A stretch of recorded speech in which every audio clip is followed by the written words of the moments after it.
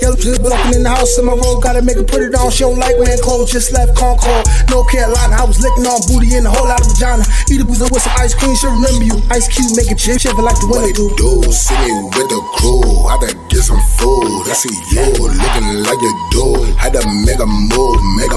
What up, y'all? Snake Almighty, aka the Global Dark Skin Ambassador, with another Rikers Island story now. This video might upset some people. I gotta directly call out my own people, specifically black men, in jail. What I noticed about being an observer and learning from my mistakes and just being an overall observant person is, in jail, black people can be tough at the most wrong and unnecessary times, right? And pussy at the most wrong and unnecessary times. Now,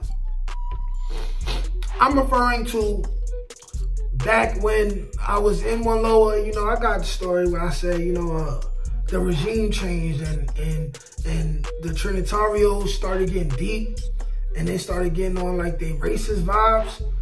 And I ended up popping it off on a dude who ran the crib, and then I got jumped. But here's the thing that I didn't emphasize enough, is the fact that leading up to this situation, at least 5 black people, 5 dudes who I was cool with, we had a rapport, we put in some work together in One Lower before the regime changed. I done shared food with some of these people. And when a regime change was happening and we was seeing the direction the crib was going in, I was amongst 5, 6 other individuals, right, who said, yo, man, I don't like the way the Spanish niggas is moving. I don't like the way the patrias is moving. We might have to smoke them all out the crib. Like, they just talking like Big Willie talk, like bad man ting talk, right? All this Big Willie talk. Then the regime changes officially. And I wasn't the only black person who they started acting crazy towards. I was just the one who spoke on it. The people who were solidified that was black, they didn't care. I more or less didn't expect nothing from them. But it's other people who, some of them were solidified, but they had the same kind of issues as me, because it's like they didn't have the same level of comfortability. And what I mean is that I've come to learn that my own people, we do such harsh things to each other, especially in jail, prison, Rikers Island, county, wherever you at, all around the United States of America.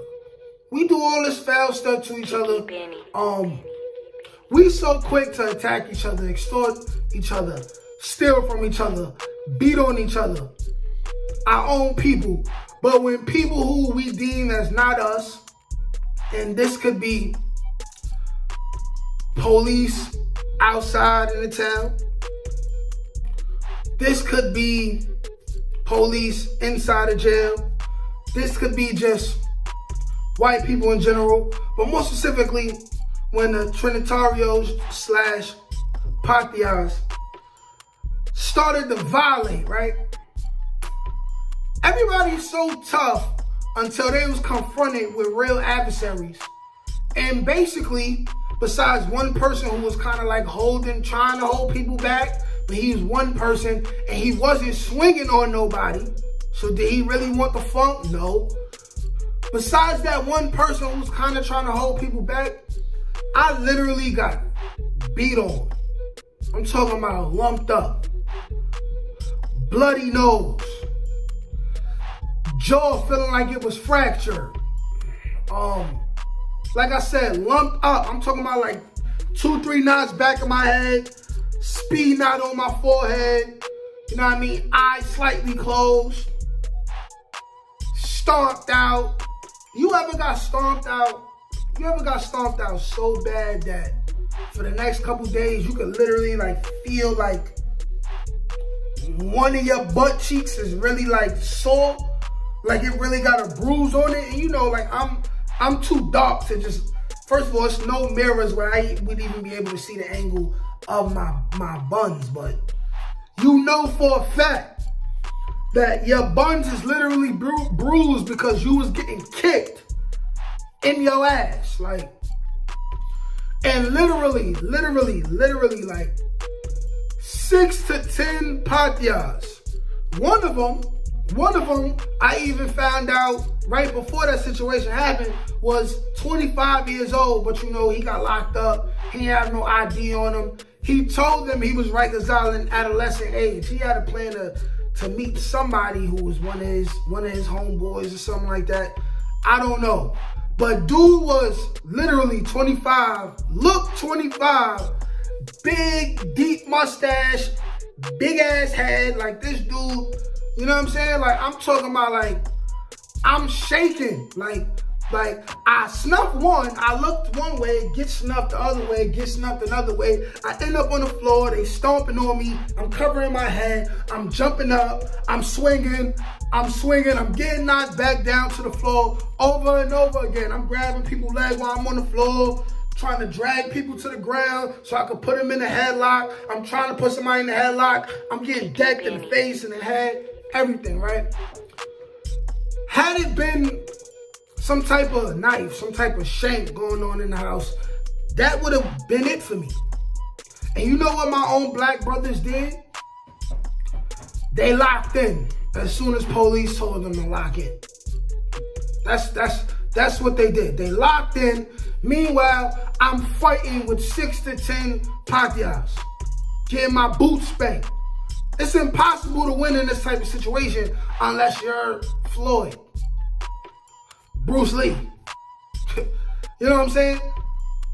And I was really disappointed. I was really disappointed in my people. You know, I really was just highly disappointed, because how could you allow this to happen with somebody who you allowed, not allowed, but somebody who you had a rapport with, somebody who showed you love.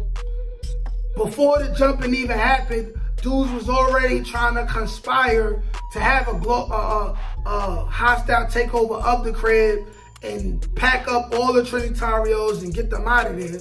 But when it's really time to thump, when it's really time to go down, they froze up. They folded. Folded like a futon. You see this little couch behind me? That's a futon couch. They folded. They folded. Left me out there to dry. You know, literally, I could have died. Like, all it would have took, I was in a real vulnerable position. And I got lucky because, you know, Dominicans in jail, they be having that peace on them. They be having them things on them, you know what I'm saying? Like, imagine if that would have happened, bro. My own people just left me out there to pretty much die. That's exactly what happened. And this is why I gotta say, black men, when it comes down to it, a lot of y'all are soft. And I'm gonna speak because I'm one of y'all. So I'm us. A lot of us are soft. We're quick to harm our own people.